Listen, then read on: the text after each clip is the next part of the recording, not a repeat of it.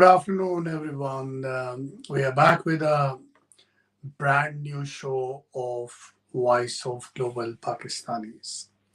Today, we are going to discuss very interesting topic that is related to FATF, Financial Action Task Force, who is actually meant for regulating money laundering, the illicit money moving out of your country, and same time they regulate any investment financing who is going in terrorism. So these are two big perspective, but we have a good news for Pakistan is coming in compliant with FATF regulations. So we'll see that how these regulations are met, who is the main contributor behind this, and what is the international conspiracy related to FATF and Pakistan.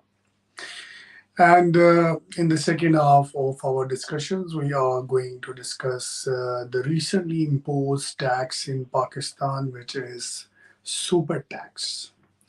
So, like you might have enjoyed Superman in your childhood, who used to jump and like a Spider Man, same way. The government of Pakistan is very excited about super tax. They believe super tax is going to change Pakistan and Pakistan will grow and the country revenue will tremendously go up. That's why I guess they put super tax. So, for our audience and listeners and viewers, we will analyze that how what is a super tax, what are the normal taxes are doing, what is the need of super tax, and how this super tax is advantageous or disadvantageous, both ways. We'll see, like, is it more advantageous or is it more disadvantageous? Means that the government should go for a super tax, while in UK we saw that government is giving a super relief on energy because energy is in crisis. So the UK government is giving super reliefs, and the government of Pakistan is blessing the citizen of Pakistan a super tax gift. So how it works? We have our economist, overseas Pakistani from Australia.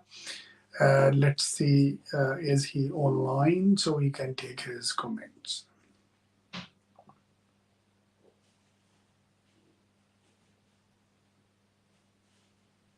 Hi Imran, how are you? I'm good. Thank you so much, Musa. How's the weather in Sydney today? Weather is fine. It's still cold. We are having a great spell of the winter season. Wow, I guess everyone is excited, and especially the people in Middle East and subcontinent, they are very excited because it's very hot over here. And same in London, we have very sunny, warm Yeah, days, but the nights are really cool and nice. that's So, yes, Imran, I want to thank you for joining today, and we'll start our formal discussion. Before we start, I want to give you some comments about FATF as you will put more insight on it. So, this FATF, generally we saw people take it in a very negative way. For example, like I saw some politicians saying that this is controversial. There is an influence of India on FATF. There's an influence of enemies of Pakistan. So they don't want Pakistan to come out of the grey list. In spite, we also say that Pakistan is a center for, remain center for money laundering. Lot of rich class has transferred their money to outside Pakistan, make their empires, uh, and, and the case that came from National Crime Agency of UK, where one Hyde Park was caught as a transaction between the son of ex-prime minister and the business state real estate tycoon. So do you think that there is something like this, and what is the truth behind this controversy? And is Pakistani businessmen, community, politician, they are so clean that there's no money laundering, there's no terrorism financing, or there is no black economy exist in Pakistan? Please put your lights on these questions. Thank you so much, Musa, for asking me this question. First of all, we need to understand what is FATF and what is the purpose of FATF and what does it do. FATF is the Financial Action Task Force, which was actually established in 1989 somewhere, and the number of countries which is under the monetary monitoring of the FATF is has grown up to more than 155. There are some founding countries and the founding member. Australia is one of the founding and permanent co-chairperson member of FATF, and Australia is a permanent co-chair country for Asia Pacific Group as well. So my understanding, and coming to your question, FATF Financial Action Task Force, what does it do? It actually makes sure and try to vigilate the countries about money laundering and use of that illegal laundered money or any illegal money towards the sponsorship of terrorism or any activity which is against any state, any country, or any government. So, in saying, coming to your question, that there is a controversy, that there is a pressure of global forces, and especially India, on Pakistan, and that is one of the reasons that Pakistan is in the grey list, because India is a much bigger economy. It has more friends around the globe, and they are affecting and playing their part of cornering or positioning the Pakistan towards the grey list.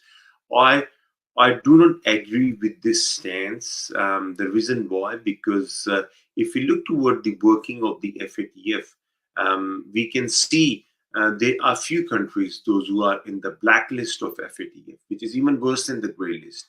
And the clear example is we can see those countries where there is a lot of money laundering happening.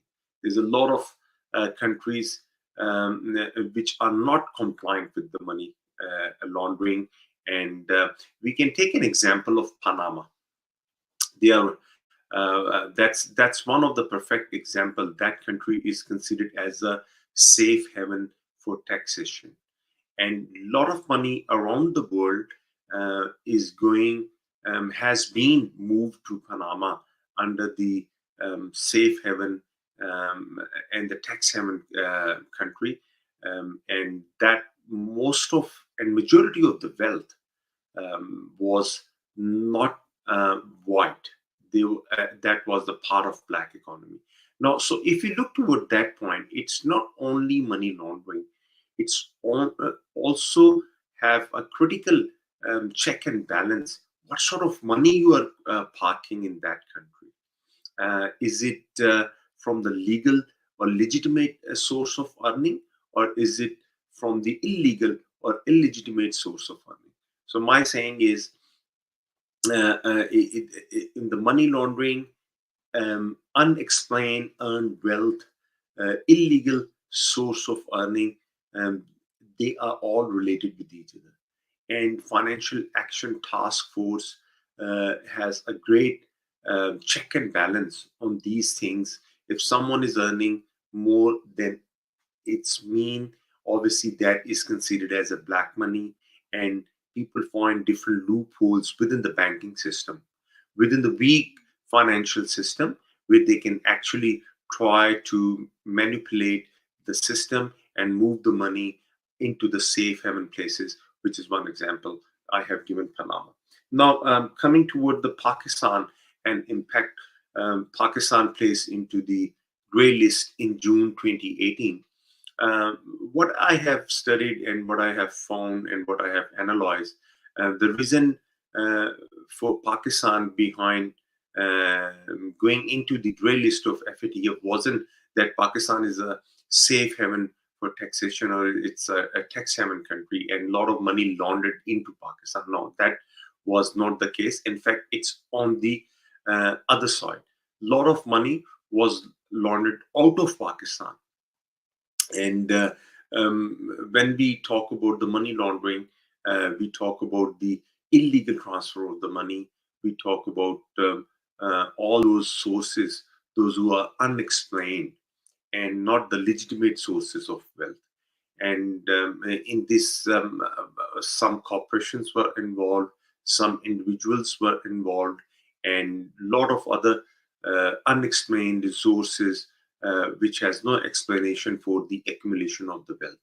So that was one of the reason. And obviously, in this sort of situation, when there is a weak system and weak understanding of the financial system run by the SBP, and I probably would say the SECP of Pakistan in that environment, a lot of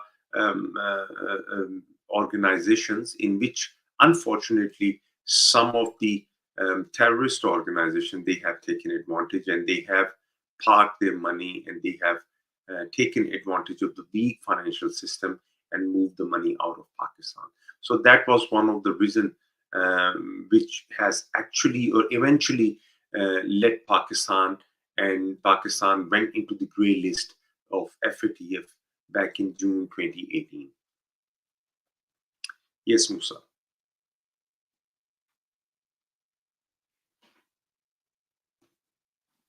Is very interesting insight and very useful, I can see. So, can you enlighten us that what was the regulations which has been compliant? Because it's an impression that Pakistan is out of grey list, which I believe that if you are in compliance, so you are never out of. You are always under watch, and if you will do the same mistakes again, you will be again back in the list. So, what you think that what progress Pakistan has made yet, and where we stand now in terms of the regulatory compliances? Yes, that's a very important question regarding FATF. There are hypothetically 40 recommendation FATF has on its member countries, and a country, if a country want to be in the white list, they need to be fully compliant with those recommendations. Now, when Pakistan actually went into the grey list, there was a big sign of 35 or 36 areas where Pakistan was considered as non-compliant, and remaining where Pakistan was considered partially compliant. So that was one of the reasons Pakistan actually went into the grey list. Now, coming toward your question, um, uh, obviously those list of non-compliant recommendation was passed on to Pakistan, and a lot of homework has been assigned so that the Pakistan will work on those factors and get out of grey list. One of the important factor was the banking sector, and as we can see that majority of the banking sector is coming has followed that recommendation, and they are considered as compliant. As you have also seen that moving the money out of Pakistan is very hard. You need to have a very legitimate reason and legitimate request to move the money out of Pakistan, and it has to be done through the proper banking channel with all the documentations and proofs that this is what it is for and this is what is the reason for. Now, coming toward the other recommendation, one of the other big recommendation for Pakistan was the terrorist financing. Unfortunately, there was a lot of other organizations which was not considered as compliant organizations. As I have said in my previous answer, that it's not only about the government. When we talk about one government or one country in grey list, obviously there are a lot of organization in that countries in that country, and under the watchdog of the government, those who are not performing the compliant action, and their actions actually will arise the situation for that government or for that country to be in the grey list. So there were a few organizations, those who were not following the proper, uh, I probably would say, the regulations, financial regulations, and their movement of the funds and finances were considered as under the Terrorist Act finance. Now, the government of Pakistan has done a lot of hard work and a lot of effort in the past 4 years to curtail down those sort of activities. And my understanding, which from all the homework done by the government in the last year presentation, most of these organization has been cut down, and their activities and all the movement of the financials, I probably would say the means between those organizations has been under the great scrutiny of our government through the SECP and through the State Bank of Pakistan. So I probably would say these are the two big achievements which Pakistan has achieved in the last 4 years, and also the privacy laws in terms of passing the information of individuals and corporations in Pakistan for the banking sector or the financial sectors. So these are the few dominating recommendations which Pakistan has been considered as client. And obviously, the FATF team has made a plan in the coming months. They're going to visit Pakistan and they're going to see all these compliant recommendations on ground. And once they have, and once they will confirm those recommendations has been met fully as per the compliance standard, then obviously we would expect that the Pakistan will be out of the grey list and will be in the white list. As you rightly said, Imran, I want to add some figures here that in 2012, according to the World Bank, the vice and accountability was in minus 0.84. Political stability was minus 2.68. And this is actually the factor which our establishment has to focus: political stability. If you want to really grow your country, Pakistan, our beloved country, the political stability is very, very vital. Second thing is that there should be a sort of agreement that if a government goes and a new government with opposite mind comes, so the investor who has invested in country should not affect. We saw that as the government changed, the rivals of that business start growing, and the previous investment that came outside the country and they were growing, they start getting into trouble. And I remember that in some countries, especially in our neighborhood in India, the Congress and BJP, they all agreed that political activity is side by side, but they will not affect any foreign investment through a political victimization. So I guess that related to FATF compliances regulations, it's very important that we should work side by side on those key parameters which FATF takes in consideration, in which vice and accountability, political stability, and absence of violation, terrorism, government effectiveness was in 2012, it was minus 0.78. In 2017, it is minus 0.58. So, such a Muslim country, our Prophet Muhammad said that, peace be upon him, he said that Muslim can be anyone, but not a liar. So, if you see that the corruption, political instability, injustice growing in Pakistan is totally against the preachings of Holy Prophet Muhammad, peace be upon him. And if we want to call Pakistanis, we should see that the directions in terms of our moral values. If you see the statistics in minus, if you see yourself in corruption index on a very high scale, so the first question we need to ask from the establishment, leadership, the bureaucracy, and the judiciary that where we stand, what we want to give to our nation, what we are talking.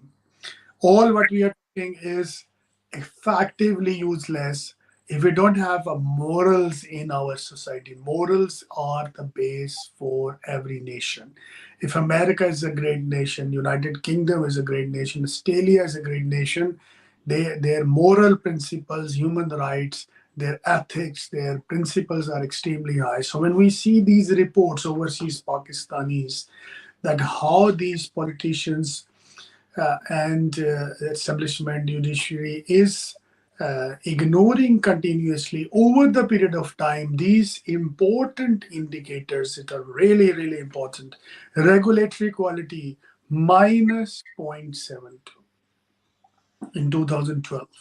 If you see 2017, it is a little reduced, like minus 0.5. The rule of law, control of corruption, disaster, disaster.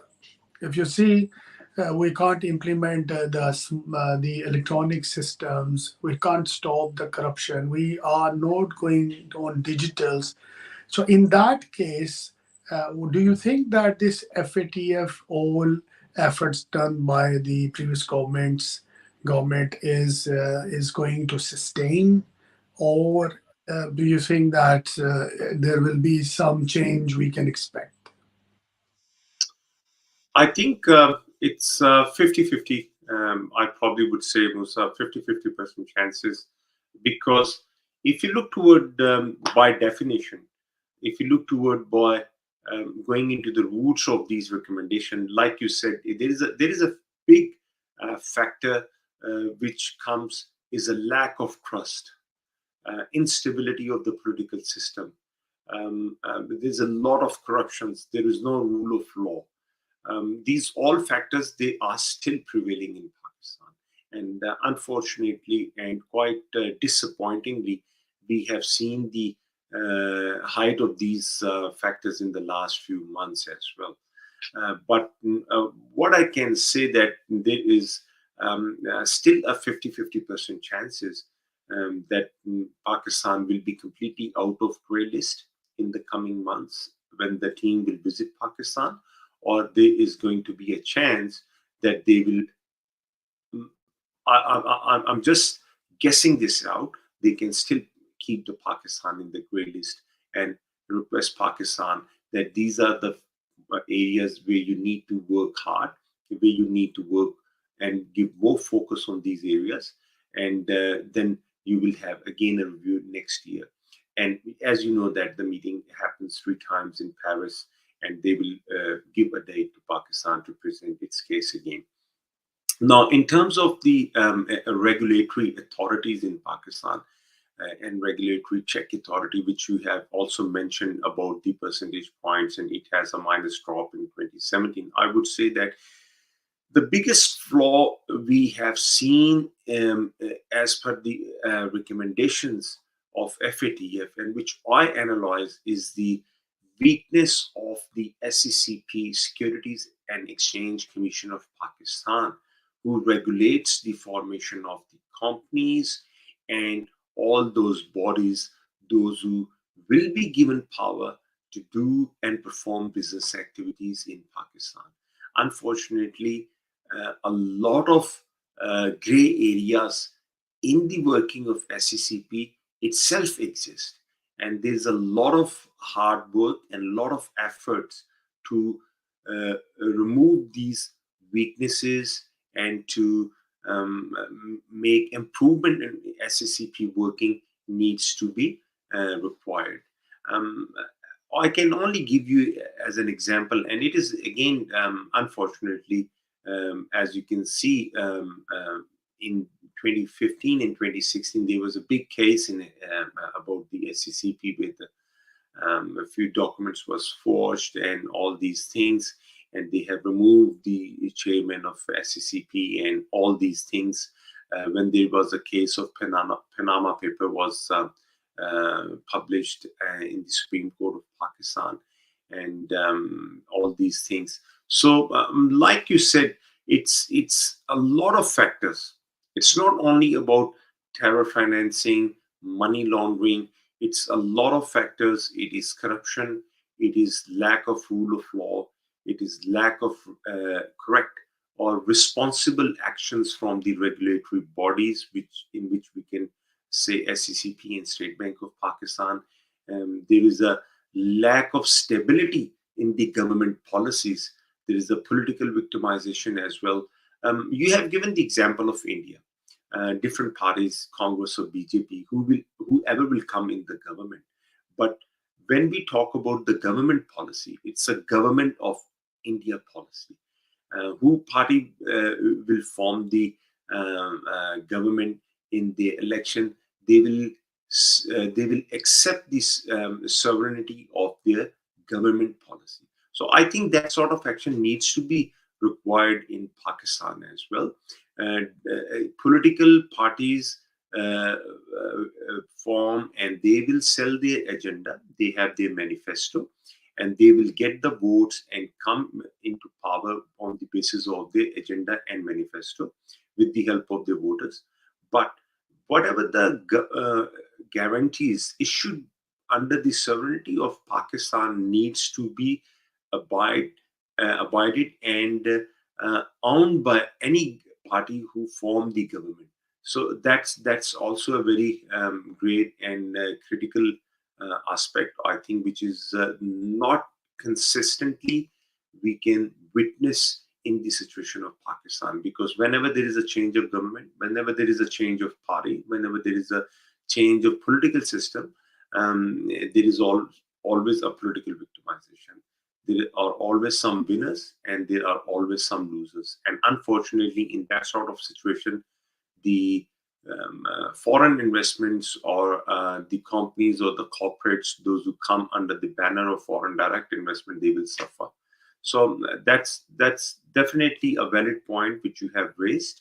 I think there are a lot of work needs to be required and needs to be implemented under this banner into the right directions if we want to become out of the gray list and if we want to be in the white list.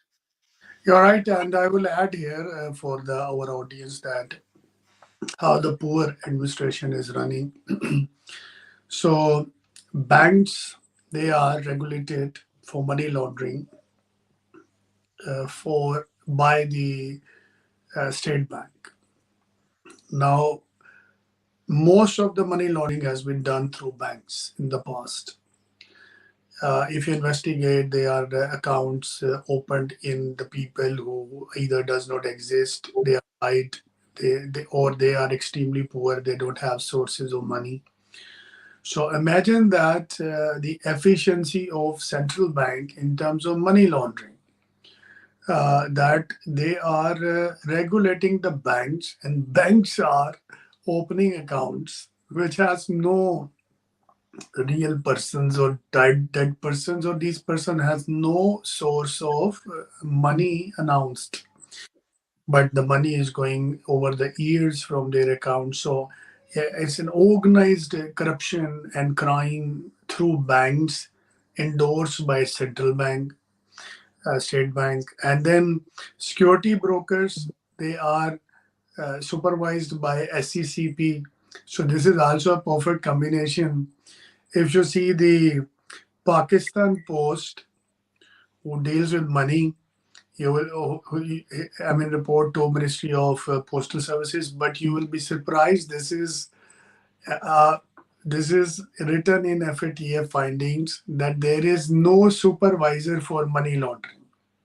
AML, there's no supervisor. So, what a amazing set of regulation, people running Pakistan. Wow, amazing. I want to salute you guys, You are destructing everything with such no. And this overseas Pakistanis are not kids. They know how much money is coming from Pakistan, where it is investing, who is opening, who is bringing them.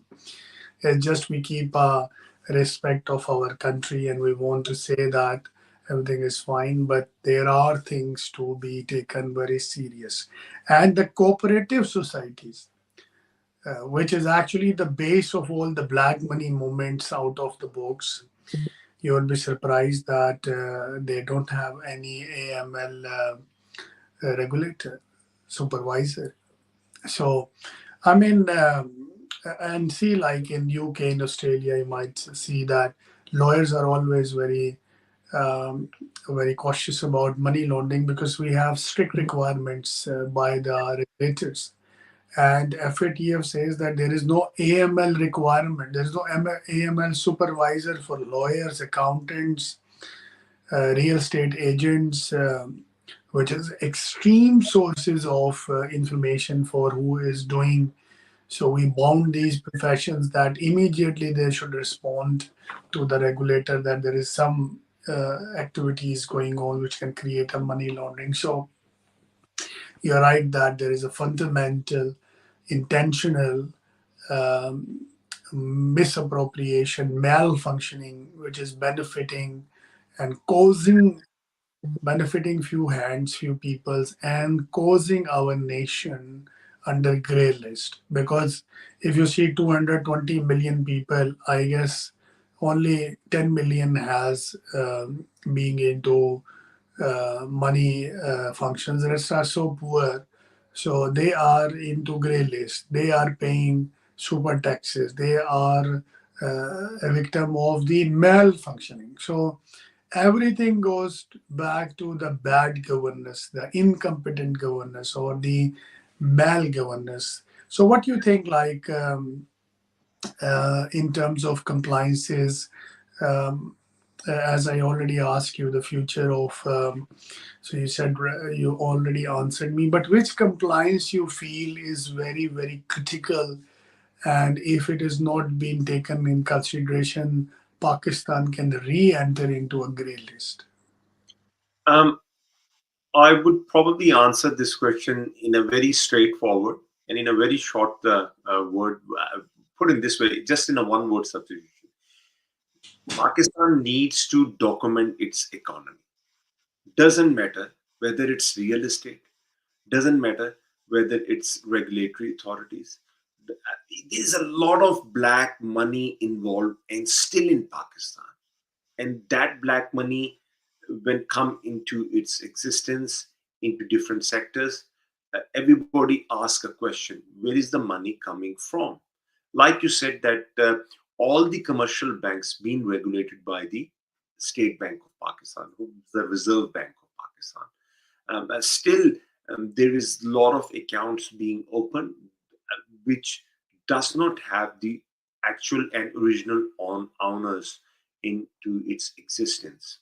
So I probably give you an example here, like in Sydney. If anybody went into the branch or into the bank and through the ATM want to deposit anything more than $10,000 into any account, but it doesn't matter whether it's a company account or an individual account or a corporation account, you need to give your 100 points ID check, which means you have to provide three source of IDs: your photo ID, your other documentation ID, and the proof of address.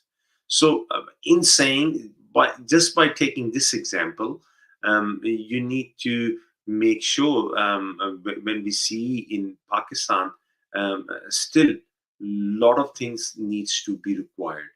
For common people, there is definitely a rule. If they walk into the branch in Pakistan or into the bank and they want to deposit the money, like you said, out of 220 million people, for commoners, there is a law. They have to follow the law, and authorities will make sure that these commoners will follow the law. But whenever the things will come for those people, those who have powers in their hands, they will actually transact any amount of money they want from the banking system. So here we can see the lack of trust. Here we can see the involvement of corruption by passing the rules. So I don't want to go into the details of this too much, as I think most of the Pakistanis and you, so you know what's been happening and why Pakistan went into the grey list. What was the reason? These were the reasons behind the country like Pakistan, who has so many good friends in the globe, and who has which is being located demographically in such a wonderful geographical location in the world. But still, unfortunately, we being a part of the grey list, because we have put in this way, we have faces the burn of our friendships as well. And there are some blocks with those who are not like-minded for Pakistan. There are some those who are like-minded, and also we have some weaknesses in our system. And those blocks, those who are not like-minded to Pakistan, or those blocks, those who are not like-minded to the friends of Pakistan, then they will come, and then they have hold Pakistan because of the weaknesses. So in the end of the day, in the end of the story, the main thing we need to learn, we do have weaknesses in our system. We do have weaknesses in our economy. The economy has got so much black money. The economy has so much weaknesses. The regulatory authorities are not performing correctly. The banking system, which has been increased tremendously in the last 4 or 5 years, needs to improve its regulatory measures more swiftly and more honestly, so that uh, there is a saying, when you are in under the watchdog of anything, you need to make sure that there isn't uh, going to be any mistake, which means you don't have a 1% chance or space to make an error. So I probably would say, in the case of Pakistan, as Pakistan is in the grey list, as Pakistan currently sitting in the grey list, they need to make sure that whatever the 36 recommendations was given to Pakistan, they need to be fully compliant, or at least majority of those recommendations needs to be fully compliant. And if there are few recommendations, by somehow or due to some factors they are not fully compliant, Pakistan needs to show that a great effort and progress has been doing for the in order to achieve compliance in those recommendations as well. So, like I said, there is a lot of hard work has been done, but still a lot of hard work needs to be done, and it's still required for the authorities of Pakistan to bring Pakistan out of the grey list. All the things are not good, and it's not white, it's not clear. If we start going into the details of all the recommendations and all the points one by one, then we will start realizing that there's a lot of weaknesses still exist, and a lot of work needs to be done there as well. The FATF very in detail, and obviously we can discuss it point by point also sometime when we are free. But the essence of the report, as we discussed, that there is a malfunctioning in the governance and financial system, banking, and someone need to be doing it religiously in order to prove that we are honest Muslims country, Islamic country, who does not lie, who does not cheat, and we our documents are authentic, verifiable, and we don't play around with the facts and figures. If the right message, we will get it. Obviously, we will become an exemplary nation. I want our nation, Pakistan, when they are overseas, someone they are passing someone, so the other nation should say that, look, this is a Pakistani, they are honest people, they are not money launderers, they are not corrupt, they are number zero in corruption. There's no corruption in Pakistan. Corruption is not allowed in their religion, and they are very, very followers of God. So this day, I wish we all should see, and we are hoping for that there are better quality of Pakistanis who can rule and organize and run the public administration in the best interest according to the highest moral values of the country. So with this, we will move forward to our the other discussion of the day is the lovely Superman concept, super tax by this government. So I will not give much remarks. Maybe my remarks will be much harsher. I am not sure that maybe a chocolate owner is able to understand a super tax as the tool to transform the world. Maybe his capability is well known. So I will straightly go, Imran, and discuss with you what is this super tax, why this government put it, and what are the effects on the general poor majority of Pakistanis who are living below the level of poverty, and they have hardly have some food to eat. So putting these taxes on the industries, how they are going to translate into a very disastrous future for our Pakistanis. Please go ahead. Thank you, Musa. That's a quite interesting topic. I probably would say these days for Pakistani. Firstly, I would say that he's not a chocolate man. I probably would say he's a candy man. And obviously, the budget which the government has published a few days ago, that wasn't accepted, and that wasn't agreed by the financial organization, those who are giving a bailout package to Pakistan at this point and stage. And once again, the government of Pakistan, existing government, has done the same mistake and imposed a super tax just to just to convince IMF. I'm going to clearly say this, that they have the capacity and ability to generate that revenue. Basically, if you look toward all difference, what I have analyzed in the budget, if you look toward the previous government budget, they have increased the revenue collection by 14 to 1500 billions rupees. And I hardly would say that there was any rash imposition of the new taxes under the regime. So they have taken the collection of the tax revenue from somewhere from 5,000 billions, 47 or 48 hundred billions towards 6,600 6,100 billions, with my understanding. Now, this government, when presented the budget, they have shown the revenue collection to 7,000 billions, and by imposition of this super tax, they have taken it to 7,500 billion collection of the revenue. Now, the if what is super taxes? Super tax, the government has imposed a tax onto the basically 300 industries, those who are a big corporation in Pakistan.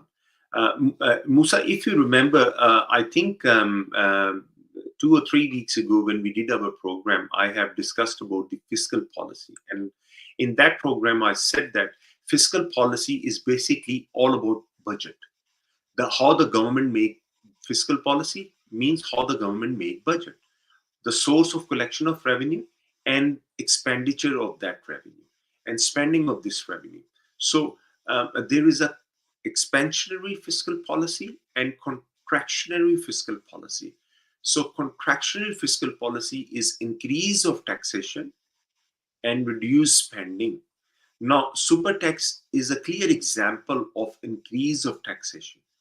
They are putting a taxation on big corporations, which include banks, automobile sectors, cement sector, beverages, cigarettes, textile, other manufacturing sectors. These are the sectors, those who are the source of employment generation in the economy. They provide employment to millions of people, millions and millions of people. If you're going to increase a tax on that segment of the society, what will eventually happen? They will reduce its confidence, and the reduction of confidence will reduce their investment in their business. When their investment will reduce in their business, obviously there is going to be a source of unemployment. And when there is a source of unemployment, already Pakistan is facing a super, I would probably say not super situation, it's a super inflationary situation at this point in stage. The earning capacity in Pakistan is still in Pak rupees, and there is not a great opportunities to earn more money for average Pakistani, and they are facing a serious pressure of inflation. And any source of increasing the unemployment in the economy will be a disaster, will be a disaster.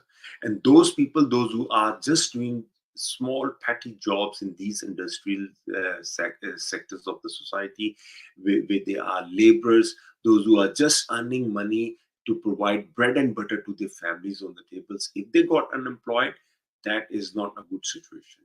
Now, other side effect of the super tax, whatever the tax you will be imposing on these big corporations, they will obviously, their board of directors, their managing bodies, when they will formulate their business plan, they will pass on that tax burden to the end consumer. So who will pay the super tax burden? The end consumer will pay the super tax burden. So in the end of the day, it's a very clear understanding. If we look toward the economic side of this tax strategy, I don't think so. Increasing the tax on the existing taxpayer or on the existing base of the taxpayer will increase the tax to GDP ratio. The tax to GDP ratio in Pakistan is already on the declining side. By imposing a super tax, I mean, I can't understand. I don't have anything to say. It's completely beyond my understanding what you really want to achieve out of this, where you want to see yourself in next 5 year terms, where your standings will be. Are you really taking the economy toward the progression, or are you really taking the economy towards the depression? So any person who has a little bit understanding how the progressive taxation will work, how the direct taxation will work, whether the increase of taxation rate will increase the revenue, or whether the increase of number of people, those who are paying tax, will increase the revenue. The answer is very simple and clear. You need to do strategies, or you need to do hard work in order to increase the base for the taxpayer, not by increasing the amount of tax in percentage on the existing taxpayer.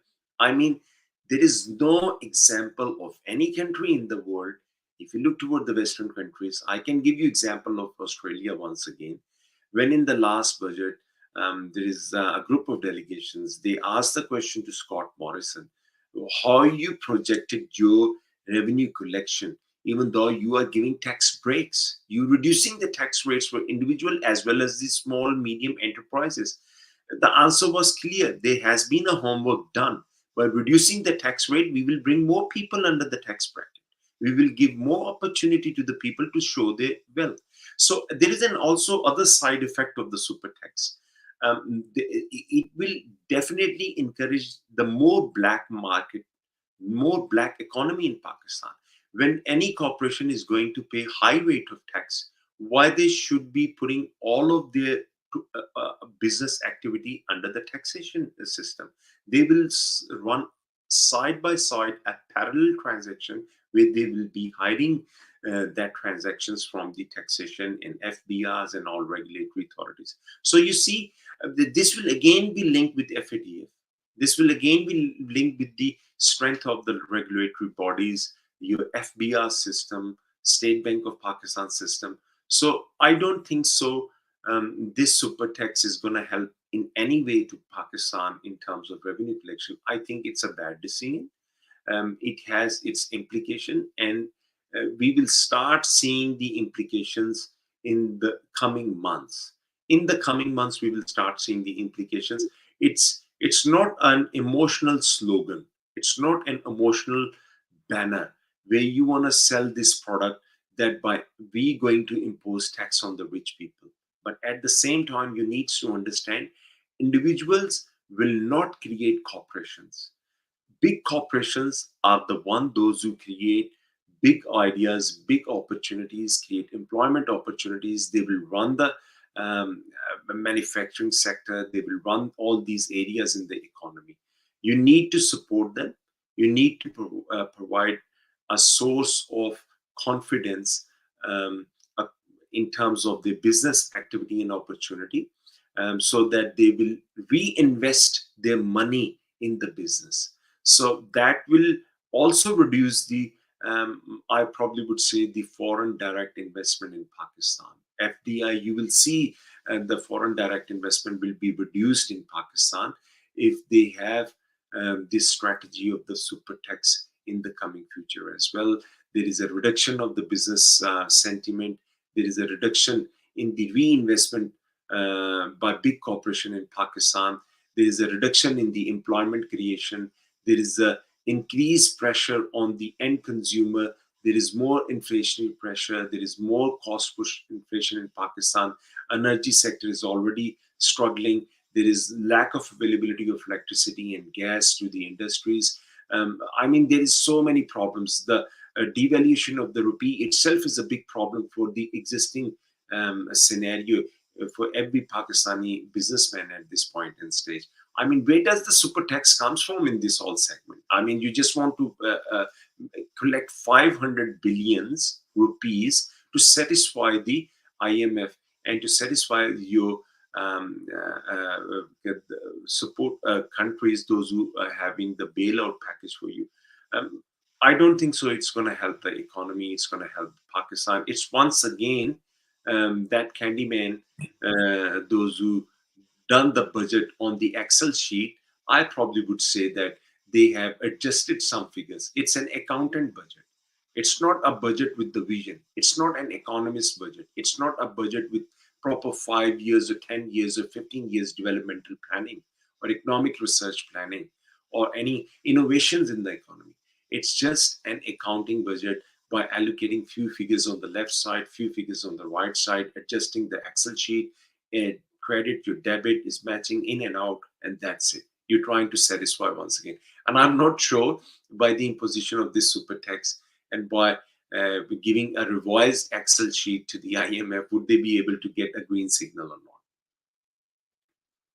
And with this, ladies and gentlemen, our listeners, I want to thank you for joining us today. And we are running short of time. So we will close our program for day. And I'm looking forward to see you in the next program. Stay tuned and take care of yourself.